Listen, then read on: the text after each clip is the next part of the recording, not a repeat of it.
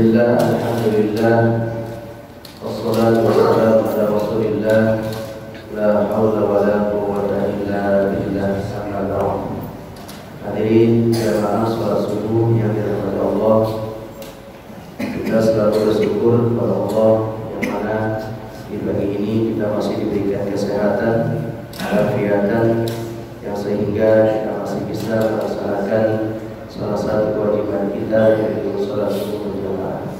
Salawat dan salam dapat kita haturkan kepada kita manusia yang tercinta, yaitu Rasulullah SAW, pada keluarga, sahabat serta berikutnya. Mudah-mudahan kita sebagai umatnya menjadi umat yang senantiasa istiqomah, komitmen, konsisten dalam menjalankan sunnah-sunnah. Jamaah salat subuh yang dirahmati Allah, alhamdulillah Ustaz kita telah hadir di tengah-tengah kita yang akan menyampaikan kuliah subuh pada pagi ini, yaitu Ustaz kita, guru kita, Ustaz Khairul Anwar. Kepada Ustaz kami dipersilakan. Assalamualaikum warahmatullahi wabarakatuh. Waalaikumsalam warahmatullahi wabarakatuh. Bismillahirrahmanirrahim. Assalamualaikum warahmatullahi wabarakatuh. Waalaikumsalam warahmatullahi wabarakatuh. Alhamdulillah. Alhamdulillahilladzi unzila fil Qur'an hudan linnas wa bayyinatin minal huda wal furqan.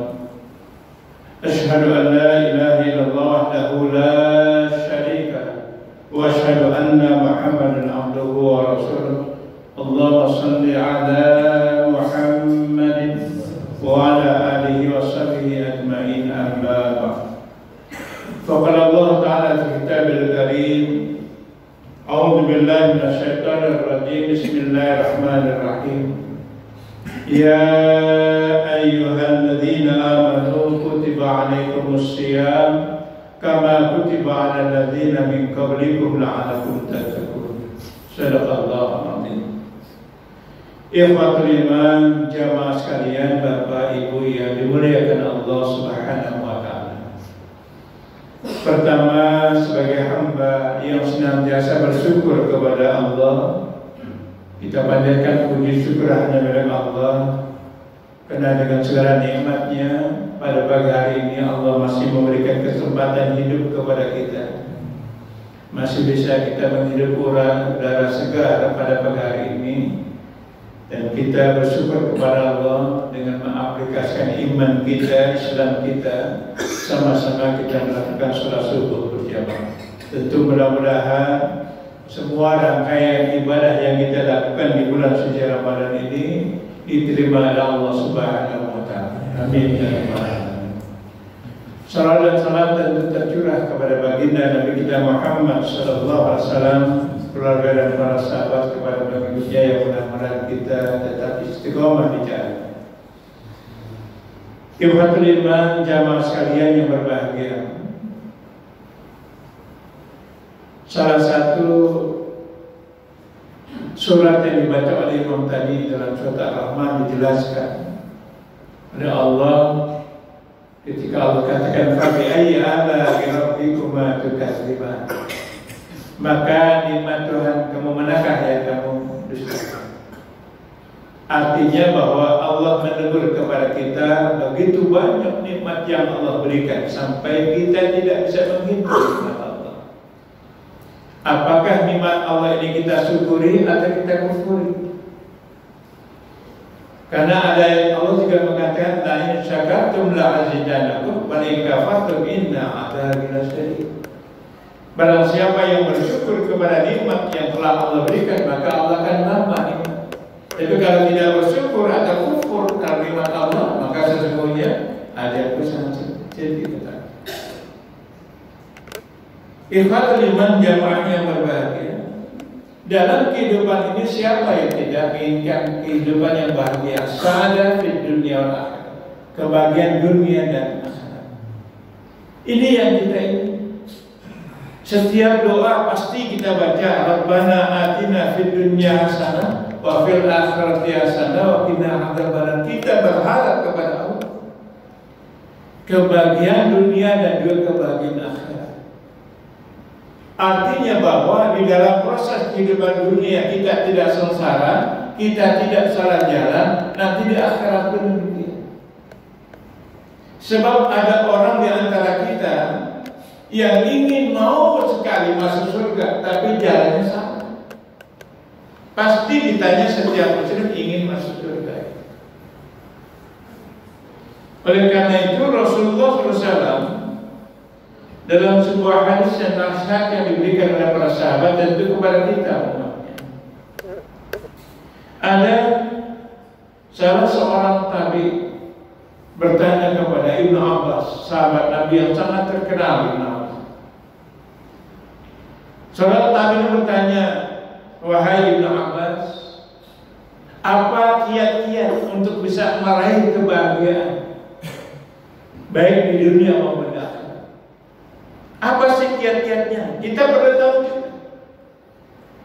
Karena jangan sampai kita memandang bahwa kebahagiaan itu terletak kepada harta, kepada jabatan, kepada rumah mewah, kendaraan bahagia, tidak. Ketika ditanya, Ibnu Abbas menjawab yang pertama adalah letak kebahagiaan itu ada di qalbun syakirun. Qalbun syakirun artinya hati yang senantiasa bersyukur. Ketika Allah berikan nikmat kepada kita, nikmat apa saja, pandailah kita bersyukur kepada semua nikmat yang telah Allah berikan.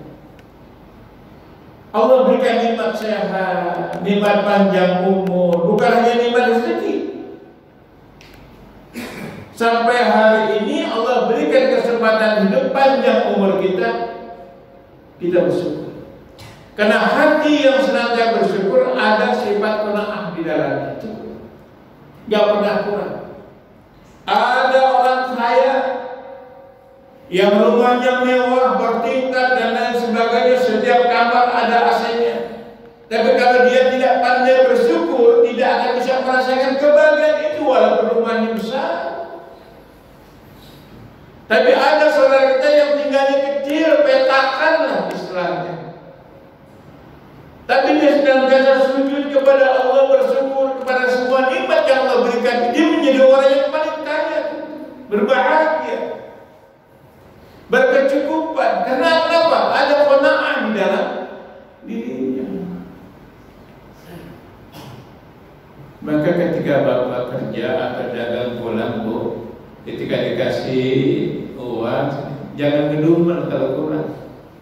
Ya Pak, masa ngaji cuma 5 juta? Cuma 5 juta lumayan gitu. Tetangga cuma 3 juta sebulan dikasih istri. Ini 5 juta bersyukur alhamdulillah. Kalau ibu bersyukur dikasih 5 juta dengan suami, alhamdulillah. Allah tambah kapan? Bulan besok Allah tambah. Yakin. Jangan istilahnya ngedumel. Cuman bukan ibu-ibu sini, ibu-ibu kasih juga rahasia dengan suami. Kurang Pak, cuma 5 juta. Anak sekolah 2 SDIT. Sebulannya udah ketahuan, belum buat belanja ini. Apalagi puasa, ada buka, ada sahur, kan gitu. Kalau kita tidak bersyukur hanya ngedumel kita, ya sudah, tidak akan plong.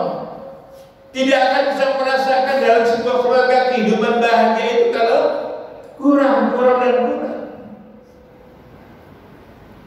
Kuncinya memang bersyukur kepada Allah. La in syakartum la azidannakum. Syukur, Allah tambah. Cuma jangan kata teman saya dalam saat bapak bersyukur di depan istrinya, ketika mengatakan alhamdulillah. Umi, panggil Umi, alhamdulillah. Abi punya istri secantik dan soleha. Ibu, alhamdulillah, bersyukur kepada Allah. Repot nanti begitu. Kenapa? Kalau Allah tambah gimana? Bersyukur terhadap nikmat istri yang soleha, yang cantik. Bersyukur, kan kata Allah, barang saya mau bersyukur, Allah tambah nikmatnya. Depan istri ngomong begitu. Alhamdulillah punya istri cantik, soleha, taat. Kalau ada suami ngomong gitu kok mulutnya langsung tutup, tutup aja. Sebab kalau suami ngomong itu nanti ditambah sama Allah repot ibu, ya kan? Udah syukur aja, nikmat yang Allah SWT berikan. Yang pertama qalbun syakir, dikasih sedikit bersyukur, dikasih banyak alhamdulillah. Ya, ini yang pertama, tanamkan ini rasa syukur semua nikmat yang telah Allah berikan. Cuma kalau Allah cabut nikmatnya, masalah. Sebab ada orang yang sakit itu sudah cabut nikmatnya itu. 2 tahun lebih kemarin saya kena stroke, terus cabut nikmatnya. Ya, jalannya sudah tidak gagah lagi jalannya, masih berat ya, masih agak miring-miring, udah cabut nikmatnya. Kita yang masih sehat walafiat bersyukur kepada Allah, tambah ketaatan kita kepada Allah SWT, tambah ibadah kita, kedekatan kita kepada Allah, tanda syukur kita hamba kepada Allah. Ini yang pertama, qalbun syakir. Yang kedua, kata Ibnu Abbas, kebahagiaan itu akan lahir manakala ada al-azwaj as-salihah, pasangan hidup yang solehah. Kalau bapak suka apapun, kalau istrinya nggak taat, nggak bakalan bahagia. Tapi kalau bapak taat, ibunya taat, pasangan hidupnya taat, insya Allah bahagianya luar biasa. Tadarusan, bapaknya tadarusan, ibunya taat, alhamdulillah. Kita bisa merasakan bagaimana memiliki pasangan hidup yang soleh, yang soleha, saling menjaga, saling menasihati. Rumah tangga kalau saling seperti ini suami istri, insya Allah hidupnya enak. Ya, saling menasihati, saling sama-sama taat, bangun salat ke masjid berjamaah. Kalau kita diingati suami sama istri, alhamdulillah. Tapi kadang-kadang ada istri pasangan juga nggak peduli dengan suaminya, mau sholat kayak mau enggak, mau baca Quran kayak mau tadarus, terserah. Kalau udah terserah ini sudah. Ini saling ingatkan. Begitu bapak keluar mau kerja pun, mau berdagang juga begitu, istri menemani, cium tangannya, hati-hati Pak di jalan, jangan lupa baca doa. Kalau istri sudah begitu, nikmat perasaan. Apalagi kalau bapaknya pulang, ibunya sudah siap di rumah, sudah mandi, sudah dandan. Begitu pulang, alhamdulillah. Assalamualaikum warahmatullahi wabarakatuh. Kalau bapaknya bawa tas kopernya diambil kan, dibawain dulu, disiapin minumannya Bu, udah siap tempat. Kalau mau minum ada teh manis, ada air putih, ada kopi, ada susu, ya kan? Kan ibu nggak begitu kan? Yang di sono maksudnya bukan di sini. Kadang-kadang ada suami pulang, istrinya nggak ada di rumah, entah kemana. Minum ngambil sendiri, mau makan ngambil sendiri, ya kan? Kayak lagunya si itu tuh, makan sendiri, cuci baju sendiri, kemana istrinya? Kalau modal kayak gini susah mengharapkan as-sa'adah fil usra, bahagia dalam rumah tangga susah kalau benar. Tapi kalau keduanya saling mempunyai pengertian, pemahaman, saling menasihati, bantu, insya Allah enak. Yang itu yang kedua, al-azwaj as-salih, punya pasangan hidup yang soleh dan solehah. Itu bahagia. Kemudian yang ketiga, al-aulad abrar, sudah hatinya bersyukur kepada semua nikmat yang Allah berikan, punya pasangan hidup yang soleh dan solehah baik. Yang ketiga, al-aulad abrar, punya anak-anak yang soleh dan solehah. Anak yang soleh dan solehah tidak jadi begitu sendiri, perlu proses tarbiyah, pembinaan yang dilakukan oleh kedua orang tua kita.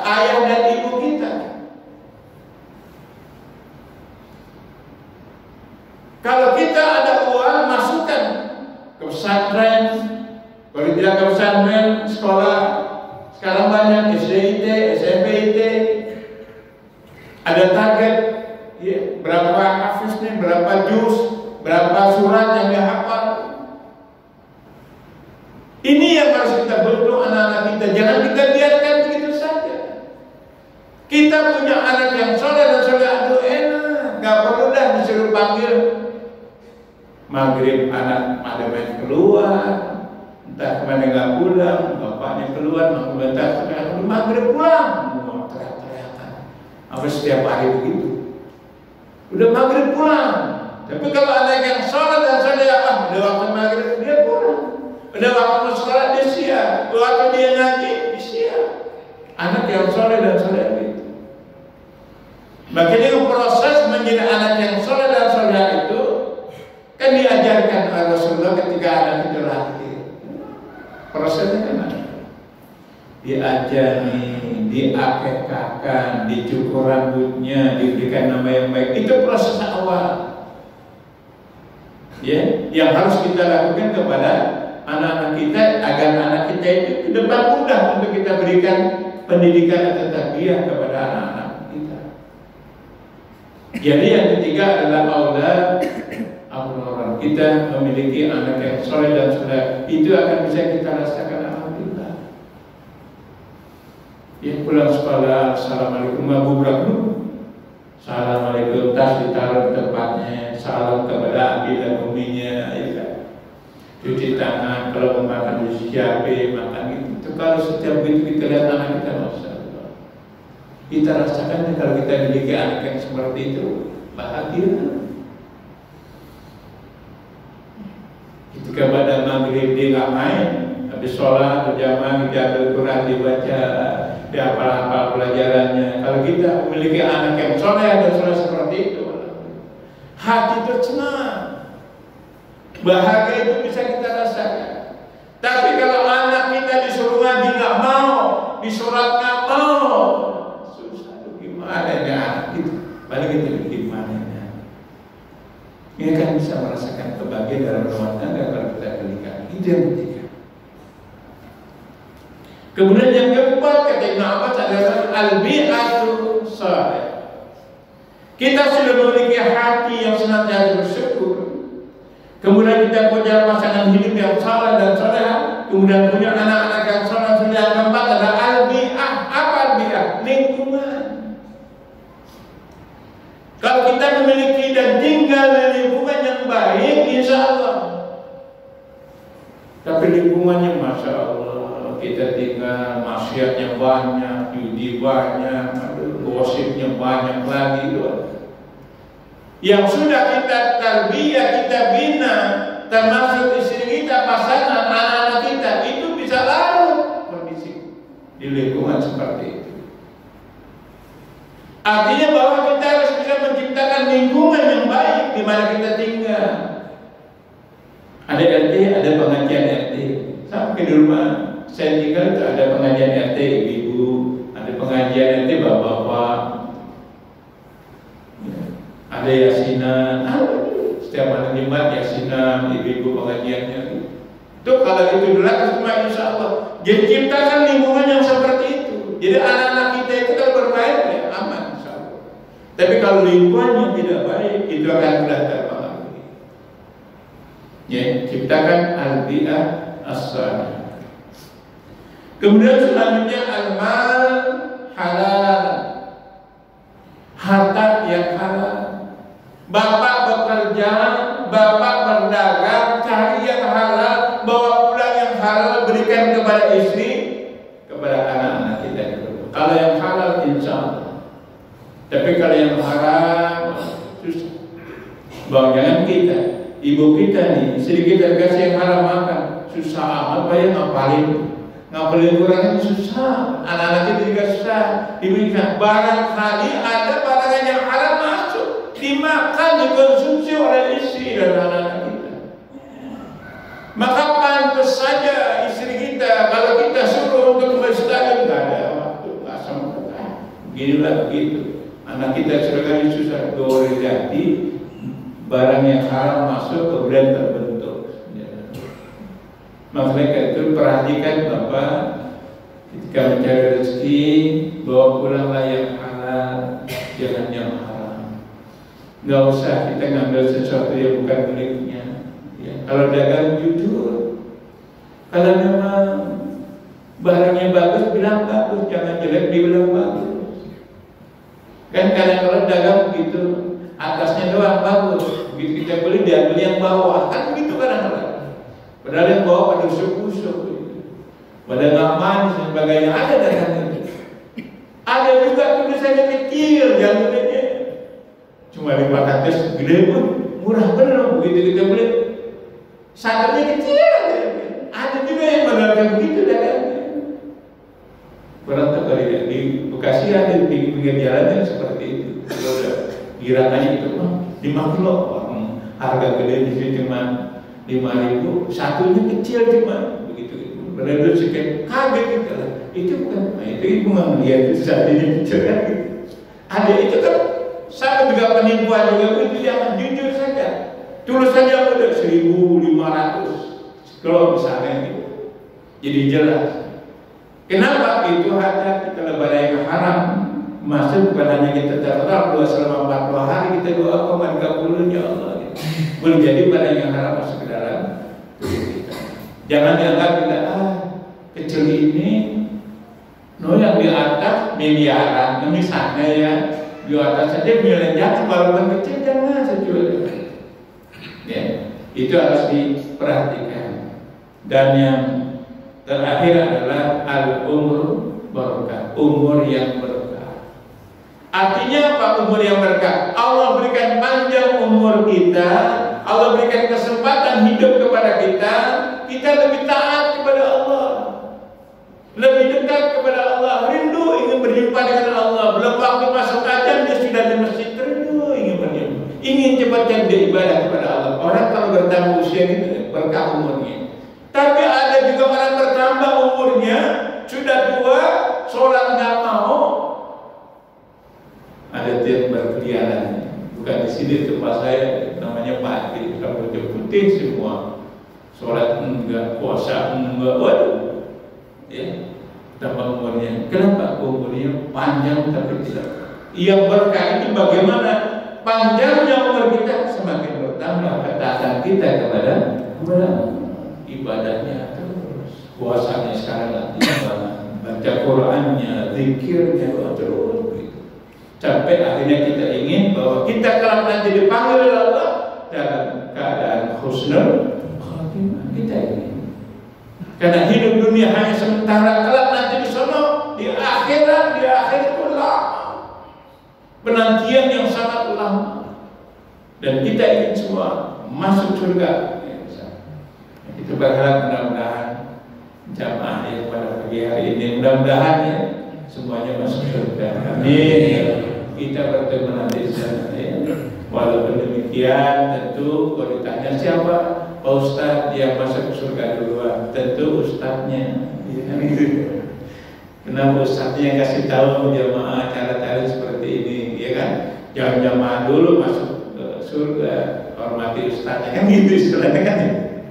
Kasih, kalau ditanya misalnya nanti kalau udah kumpul siapa juga ditanya, sama jika ada orang dermawan, ya kan dia nggak tahu orang, dia jadi usaha belajar pesantren karena saya, kenapa? Saya yang biayain, nah kan begitu.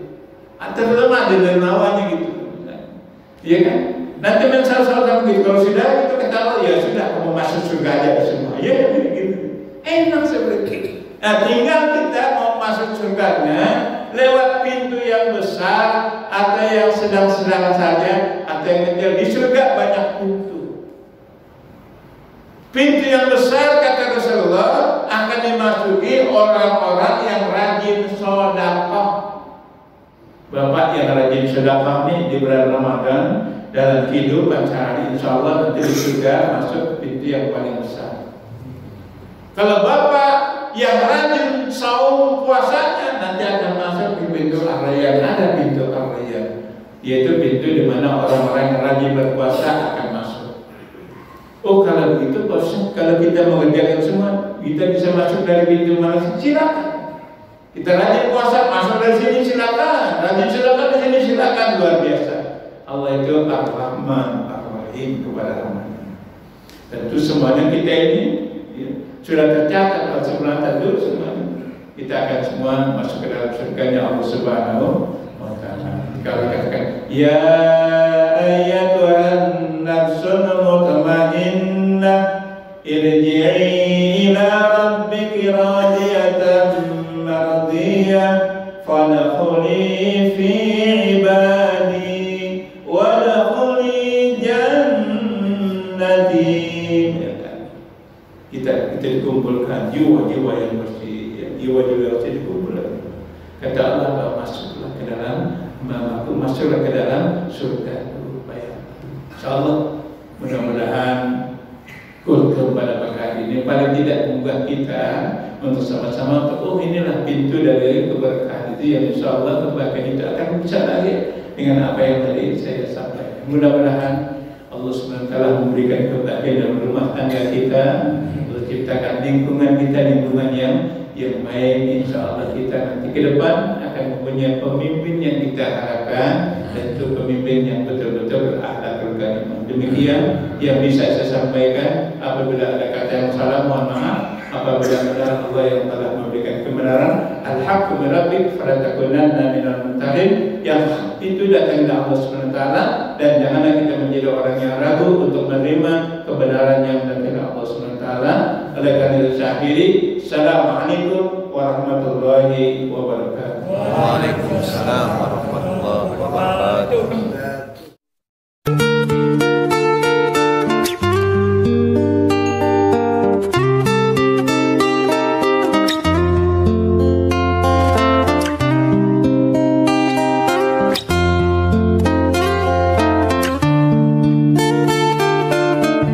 Bi Rasul